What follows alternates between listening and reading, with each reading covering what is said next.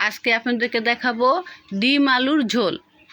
আমি সব সময় এই যে কড়াইটা গরম হয়েছে, তেল গরম করেছি, তারপরে ডিমগুলো দিয়েছি। আমি যেই কড়াইতেই ভাজি সেই কড়াইতেই আমি রান্না করে ফেলি। আমি কিন্তু আলাদা করে ভাজার জন্য কোনো তাওয়া বা কড়াই ব্যবহার করি না। কিছু টিপস যদি জানা থাকে, একটা কড়াই দিয়ে আপনি সব কাজ হতে পারে।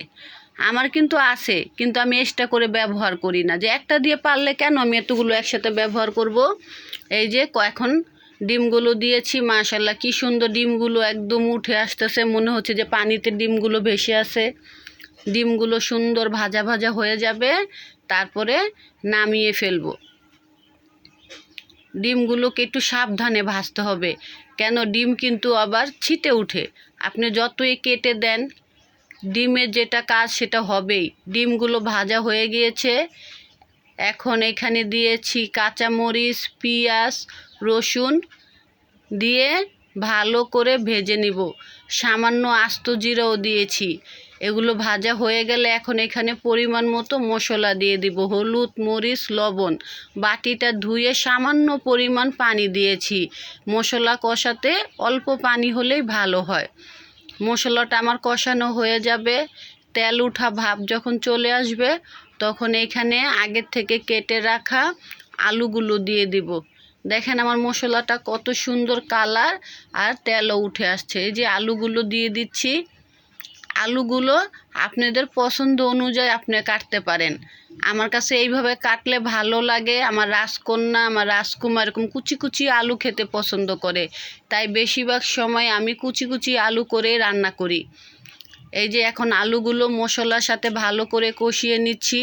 দেখেন কত সুন্দর কষানোর পর কালারটা চলে আসছে, তেল উঠা ভাব চলে আসছে। তারপর এখানে আমি অ্যাড করব পানি। এখানে আমি দিয়ে দিব পরিমাণ মতো পানি। মশলাটাকে, আলুগুলোকে ভালো করে নেড়ে চেড়ে কষিয়ে এখন এখানে অ্যাড করে দিব পানি।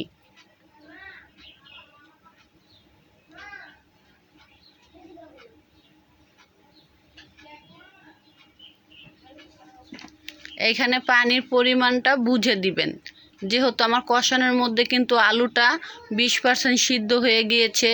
তারপরে এটা যেহেতু কুচানো আলু, বেশি ঝোল লাগবে না। আর আমি এখানে একটু মাখা মাখা ঝোল রাখবো, কারণ আলু কিন্তু অনেকটা ঝোল টেনে নিয়ে যায়। এই তো আমার ডিমগুলো দিয়ে দিচ্ছি। এগুলো হচ্ছে আমার ভাজা ডিম।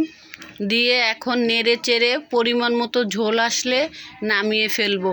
আমার আজকের রেসিপিটা কেমন হয়েছে অবশ্যই বাসায় ট্রাই করবেন। ভালো লাগলে কমেন্টে জানাবেন। দেখেন আমার তরকারির কালারটা কত সুন্দর, একটা লোভনীয় কালার চলে আসছে। ভালো লাগলে অবশ্যই কমেন্টে জানাবেন। আল্লাহ হাফেজ।